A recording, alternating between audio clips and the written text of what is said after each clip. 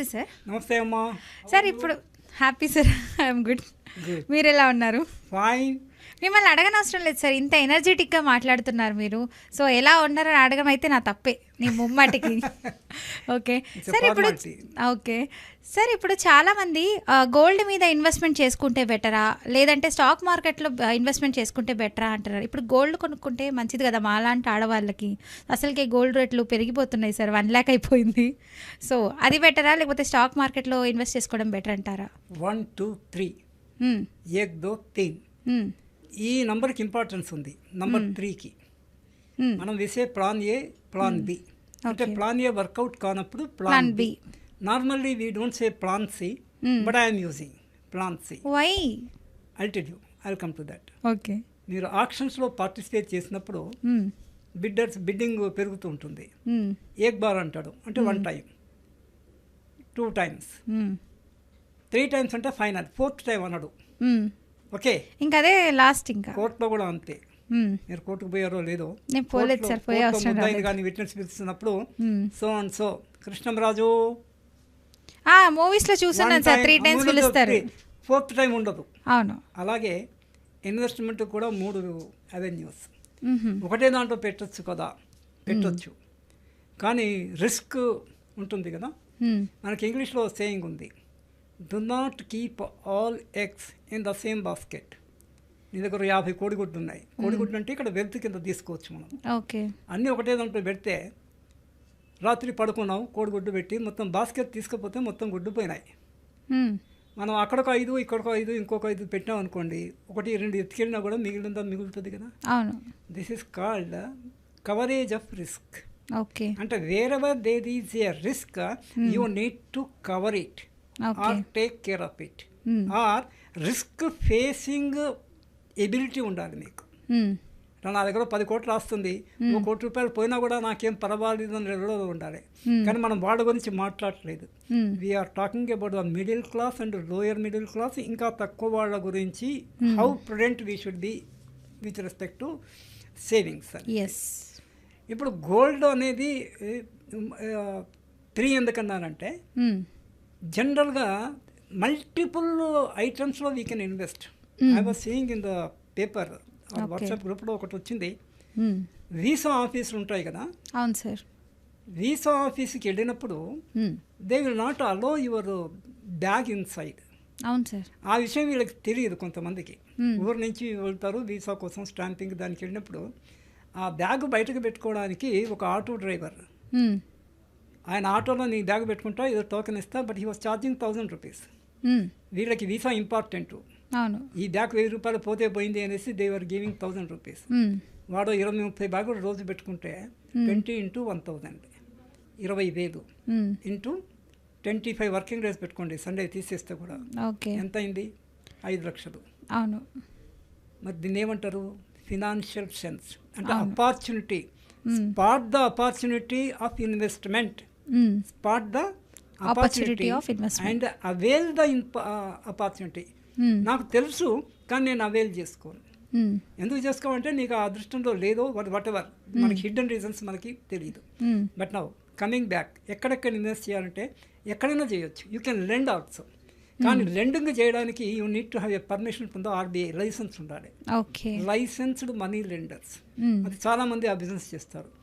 Pawn brokers, ఈ pan కాదు, తినే పాన్ కాదు, పాన్ బ్రోకర్స్ అని గోల్డ్ గిరివి పెట్టుకొని, సిల్వర్ ఆర్నర్స్ గిరివి పెట్టుకొని అంటే what you call this a sort of non financial బ్యాంకింగ్లో లోయెస్ట్ లెవెల్. మనకి సిటీలో ఎక్కడైనా బేగం బజార్ ఎక్కడికట్లా యూసీ బ్రోకర్స్, కానీ అందరూ చేయలేరు.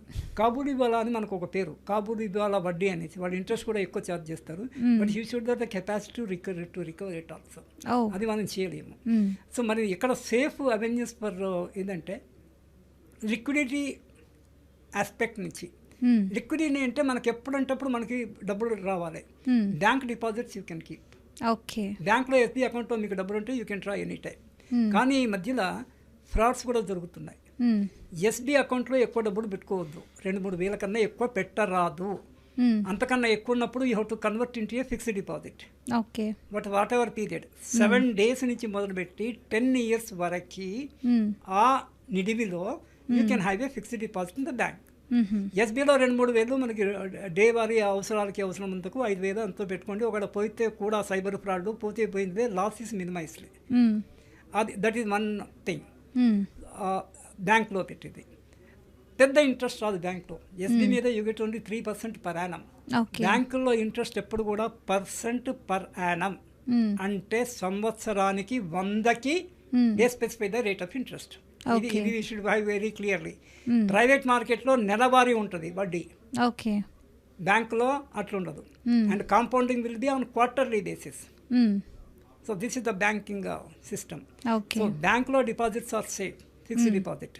అదే కాకుండా ప్రతి కస్టమర్కి ఒక్కొక్క బ్యాంకులో 5 లక్షల డిపాజిట్ వరకు there is a insurance cover taken by the bank itself with the DICGC, deposit insurance and credit corporation అని ఒక సంస్థతోని వాళ్ళకి మెంబర్స్ బ్యాంక్స్ అని దాంట్లో.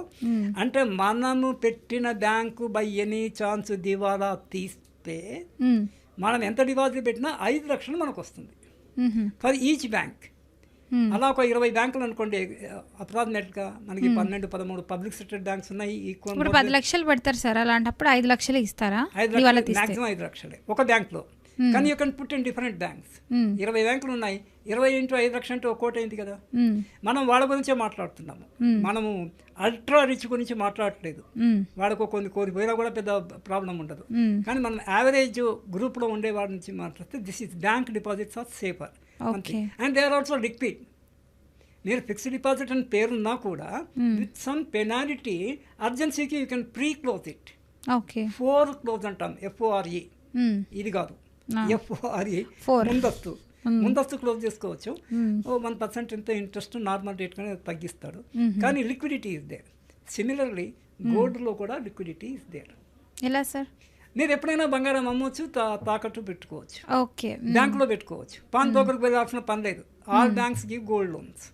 ఓకే, తాత్కాలికంగా అవసరం అయితే గోల్డ్ లోన్, లేదు తీర్చలేను ఇది అవసరం అనుకుంటే you can sell it also in the market. Gold rate ఎప్పుడు ఇన్ ద లాంగ్ టర్మ్ అంటే ఒక 2-3 ఇయర్స్ ఆ పైన రేంజ్లో పెరుగుతూనే ఉంటుంది.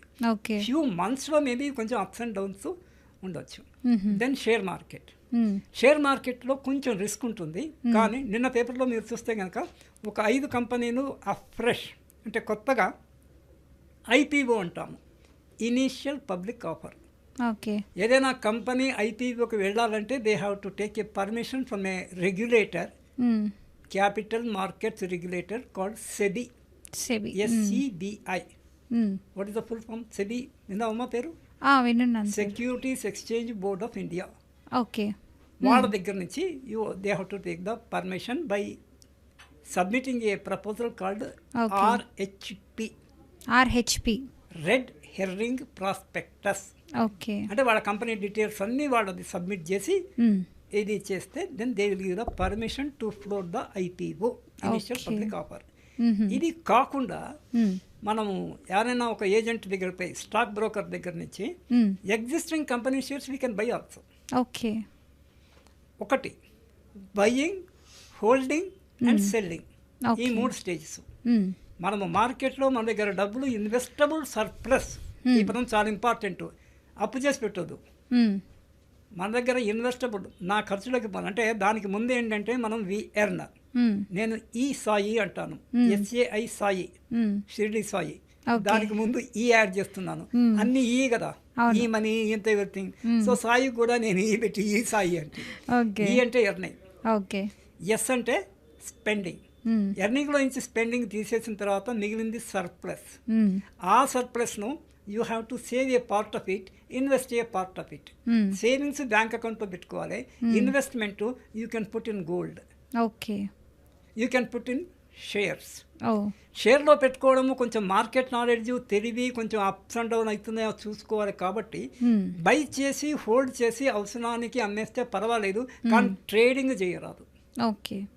ట్రేడింగ్ చేయాలంటే దానికి మీకు ట్రైనింగ్ ఉండాలి, మీకు శిక్షణ ఉండాలి, ప్రాక్టీస్ ఉండాలి, కంట్రోల్ ఆన్ మైండ్ ఉండాలి. ఊరికనే పెరుగుతుంది అనేసి కొని పెట్టుకునేసి డౌన్ అయిపోవచ్చు కదా. చాలా మంది సూసైడ్స్ కూడా చేసుకున్నారు, నష్టము తట్టుకోలేక. మరి దీనికంత ఏంది, ఏఎండి అండ్.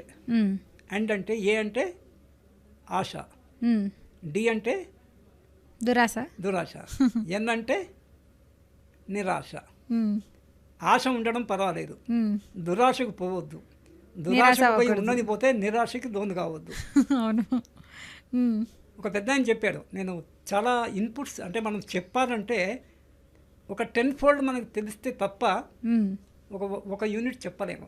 అంటే whatever you're talking or we're telling 10 times we should have a back knowledge in our brain. That is the minimum ratio. నాకు ఒకటే వస్తే ఒకటే చెప్తా అంటే అది it will not work out. So this is one thing what he says that మనం ఒక reserve పెట్టుకోవాలి మన స్థాయిని బట్టి. ఒక 10 లక్షలు ఇది మూలకు పడేసిన, ఇది reserve, I will not touch it, I will not invest anywhere, అది అట్లనే ఫిక్స్డ్ డిపాజిట్లో పడి ఉంటుంది. ఇవన్నీ పోయిన తర్వాత that will be useful for me అన్నది రిజర్వ్. కంపెనీస్లో కూడా సీక్రెట్ రిజర్వ్స్ అన్న పదం ఉంటుంది. అవునండి, 1 year కి సరిపడా మనీ పెట్టుకుంటారు, 6 months కి 3 months కి కూడా కొంచెం అమౌంట్ అనేది పెట్టేస్తారు. ఎవరికి తెలియదు, ఆ కంపెనీలో ఫౌండరు మూలం వాళ్ళకి తప్ప. వర్స్ట్ కేసెస్ లో ఈ మనీని యూజ్ చేయొచ్చు అని చెప్పి ఒక టార్గెట్ ఉంటుంది వాళ్ళకి. పర్సనల్ లెవెల్లో కూడా అంటే whatever applies to individual same thing in a bigger they applies to a company or the institution. Okay, so share market is definitely good. కానీ మంచి కంపెనీస్ అంటే బ్లూ చిప్ కంపెనీస్లో వాళ్ళు ఇష్యూ చేసే షేర్స్ని విసే బ్లూ చిప్ షేర్స్. మంచి companies, చోటా మోటా companies కాకుండా వాటి పర్ఫార్మెన్స్ 4-5 years వాటి బ్యాలెన్స్ షీట్ అనాలిసిస్ చేసుకోవాలి. మనకు కనుక అంత కెపాసిటీ అంటే కొంచెం అకౌంటెన్సీ పరిజ్ఞానం ఉంటే. లేకపోతే we can have use the services of financial analyst, financial counsellor. షేర్లో డెఫినెట్గా బెటరు.